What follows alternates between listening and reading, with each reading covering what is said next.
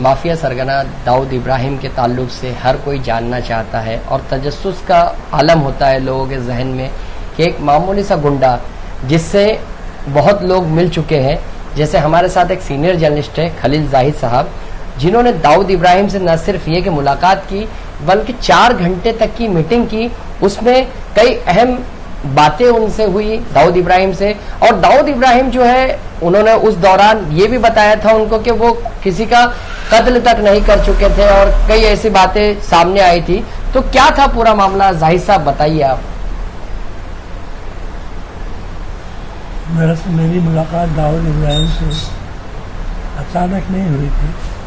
وہ اچھی طرح جانتے تھے کہ میں سامنے کی فٹ پاتھ پر ایک اخبار چلا رہا ہوں، اور وہ اخبار بھی بہت زیادہ پاپولر ضرورت سے زیادہ پاپولر. اس لیے ہر آدمی، ہر انسان چاہتا ہے کہ اگر کوئی اخبار ہے والا آدمی ہے تو اس کے ساتھ تعلقات قائم کرے، اس سے دوستی قائم کرے. لیکن میری ایک کمزوری یہ تھی کہ میں زیادہ لوگوں سے ملتا جلتا نہیں تھا، تعلقات نہیں رکھنا چاہتا تھا، اپنے آپ میں مست رہتا تھا. ہاں کہیں انکوائری کی، انویسٹیگیشن کی ضرورت پڑتی تھی تو میں کشمیر بھی گیا ہوں اور میں ہر جگہ گیا ہوں. نہیں، جس طرح سے یعنی داؤد نے آپ کو پیغام بھیجا ملاقات کے لیے، آپ کو طلب کیا گیا تھا، تو اس دوران کیا باتیں ہوئی اور کیا اس نے بتایا آپ کو؟ یہی چاہتے ہر آدمی، میں نے بتایا نا کہ ہر آدمی چاہتا ہے گا کہ ایسا کوئی آدمی ہو، جرنلسٹ ہو، یہ ہو تو اس سے دوستی قائم کرے، اس سے تعلقات رکھے. جی، غالباً یہی داؤد کے بھی ذہن میں ہوگا. جی، کیونکہ ہم لوگ سب کے خلاف لکھتے ہیں. نہیں، کیا باتیں کیا ہوئی وہاں پر، کیا کہا اس نے؟ کچھ التجا کی یا کچھ کہا؟ نہیں، کوئی التجا نہیں کی. اتنا کمزور آدمی نہیں تھا وہ جی، کہ کوئی التجا کرے گا. وہ جی، اس نے کوئی التجا نہیں کی.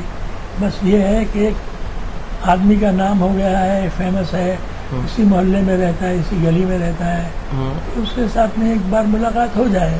اور میں اوائڈ کرتا تھا، جی، ملاقاتیں اوائڈ کرتا تھا.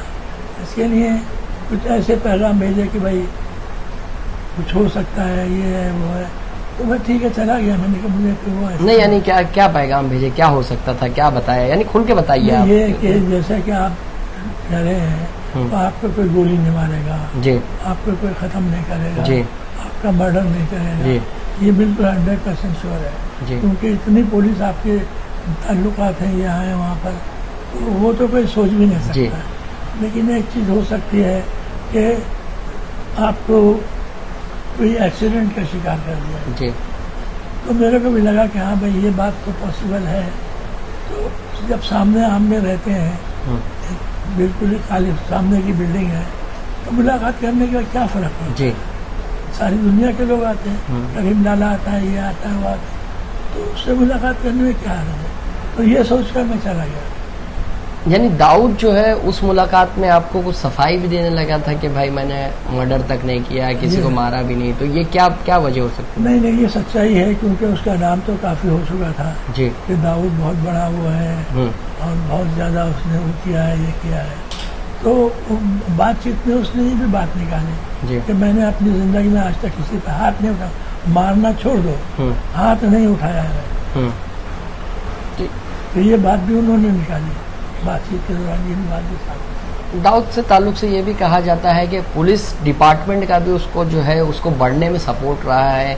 آپ یہ کیسا محسوس کرتے ہیں کہ جس طرح سے یعنی باتیں ہوتی ہیں کہ داؤد ابراہیم داؤد بنانے میں پولیس ڈپارٹمنٹ نے جو ہے اہم رول ادا کیا، ایسا بھی یہ الزامات ہیں؟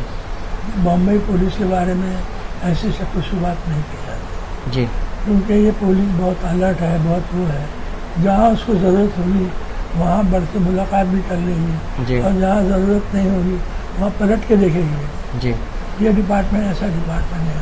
نہیں، ان کے والد صاحب جو ہے تھے وہ خود پولیس کانسٹیبل تھے، تو ابراہیم کاسکر جو تھے، تو اس میں جو ہے آپ کا کیا یعنی پورا کہنا ہے؟ پورا یعنی جو آپ نے داؤد کی میٹنگ کے بعد جو ہے ان کے والد صاحب کا پیغام آپ سے ملاقات کے لیے آیا تھا، تو کیا کہا اس دوران انہوں نے؟ نہیں، انہوں نے بھی یہی کہا کہ میرا بیٹا کسی میں اس میں انوالو نہیں ہے، لیکن حالات ایسے ہو گئے ہیں، ایسا موڑ لے لیا ہے کہ اس کا نام خراب نہ کیا جا رہا ہے، یہ کیا جا رہا ہے. بلا کے انہوں نے مجھ سے بات چیت کی تھی، بیٹھے تھے، اور وہ بھی چاہتے تھے کہ بھائی مجھ سے ملاقات ہو جائے. سامنے ہی رہتا ہوں. جی. نہیں، جس طرح سے ابھی نوجوان جو ہے وہ داؤد ابراہیم سے زیادہ متاثر ہوتے ہیں، جیسے کہ ملک کے خلاف وہ سازش بھی کرتا ہے، اور ہر کوئی جو ہے وہ داؤد ابراہیم بننا چاہتا تھا اس وقت بھی، اور اب بھی جو ہے جلد بازی میں پیسہ کمانے کے لیے کچھ لوگ نوجوان گمراہ ہوتے ہیں، ان کے لیے کیا پیغام ہے؟ کیا داؤد کی زندگی کو چننا کتنا آسان اور کتنا مشکل ہے؟ نہیں، اٹ از ویری ڈیفیکلٹ. داؤد بننا جو ہے کھیل نہیں ہے. پتہ نہیں کیا کیا مرحلے طے کیے ہوں گے بیچارے، اور کس طرح وہ پہنچا ہوگا انڈیا چھوڑ کے یہاں سے باہر نکلا جی، اور کن حالات میں گزرا ہوگا. ویری ڈیفیکلٹ، بہت ڈیفیکلٹ. تو نوجوانوں کو کیا کہنا چاہیں گے کہ جو یہ چکا چون جو ہے انڈر ورلڈ کی چکا چون میں وہ بہہ جاتے ہیں، یہ کہتے ہیں کہ مائل ہو جاتے ہیں پوری طرح سے کہ ہاں ٹھیک ہے داؤد ابراہیم جس طرح سے بن گیا ہم بھی بن جائیں گے، تھوڑا بہت کر کے مار پٹائی گنڈا گردی. میں ایک دور تھا ایسا کہ جب لوگ بننا چاہتے تھے جی، اور ہر آدمی اسی فیلڈ کی طرف آنا چاہتا جی، تھا، انڈر ورلڈ جی، کی طرف آنا چاہتا تھا. لیکن اب وہ حالات نہیں ہے، جی، اب وہ دور نہیں ہے.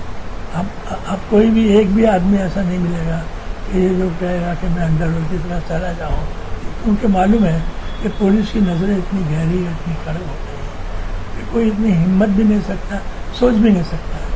یعنی داؤد ابراہیم آپ کے نظر میں ایک معمولی سا آدمی تھا، اب بھی آپ اس کو معمولی ہی سمجھتے ہیں؟ یعنی اتنا بڑا آدمی نہیں تھا وہ، انڈر ورلڈ میں جڑنے کے بعد بھی آپ اس کو جو ہے ایک معمولی. انڈر ورلڈ میں جڑنے کے بعد میں بھی وہ آدمی مجھ سے اپنے بول رہا ہے کہ میں نے کسی کو ہاتھ نہیں لگایا. جی، اس کے والد ایکسیپٹ کر رہے ہیں کہ وہ ایسا نہیں ہے، لوگوں نے اس کو بدنام کر رکھا ہے، یہ کر رکھا ہے. جی، تو نیچرلی پیچھے کیا چلتا ہے وہ تو نہیں کہہ سکتے، لیکن سامنے جو باتیں میرے سامنے آ رہی ہیں جو بات چیت ہم لوگ کر رہے ہیں اس سے کلیئر لگتا تھا کہ وہ آدمی اس نیچر کا نہیں ہے. اس کا بچپن جو ہے وہ ساؤتھ ممبئی میں گزرا، ناگپڑا، ڈونگری اور ان علاقوں میں اس کا بچپن گزرا، اور وہ جوان بھی یہیں ہوا، اور یہیں سے جو ہے بمبئی سے جو ہے اس نے انڈر ورلڈ کا سفر طے کیا. آج وہ انٹرنیشنل ٹیررسٹ ہے. تو کیسے اس کا سفر رہا؟ نہیں، it is very difficult life. اس زمانے میں اس ٹائپ کے بہت سے لوگ تھے، جی، نام یاد نہیں ہے مجھے، لیکن اس ٹائپ کے اس قسم کی انڈر ورلڈ کی سرگرمیوں میں بہت سے لوگ انوالو تھے. ہو سکتا ہو مجبوری کے عالم میں جی، آدمی کو روزگار نہیں ملتا ہے، حالات ٹھیک نہیں ہوتے ہیں، جی، تو پھر اس کو جو نیا راستہ نظر آتا ہے وہ راستہ پکڑتا ہے. جی. تو ان حالات میں اس کو مجبور کیا ہو کہ وہ دوسرا رخ اختیار کر لے. جی، ورنہ وہ نیچر کے طور پہ بات چیت کے انداز سے ایسا نہیں لگتا کہ وہ زندہ تھا. یہ تھے خلیل زاہد صاحب، جنہوں نے بتایا کہ داؤد ابراہیم جو ہے انڈر ورلڈ سے وابستہ ہونے سے قبل اس کا جو حالات تھے، مزاج تھے، وہ ایک ڈان کی طرح نہیں تھے، اور وہ ایک معمولی سا عام انسان ہی تھا. حالات اور مجبوری نے اسے انڈر ورلڈ ڈان بنا دیا، لیکن داؤد بننا کافی مشکل ہے. جہاں کا انصاف کی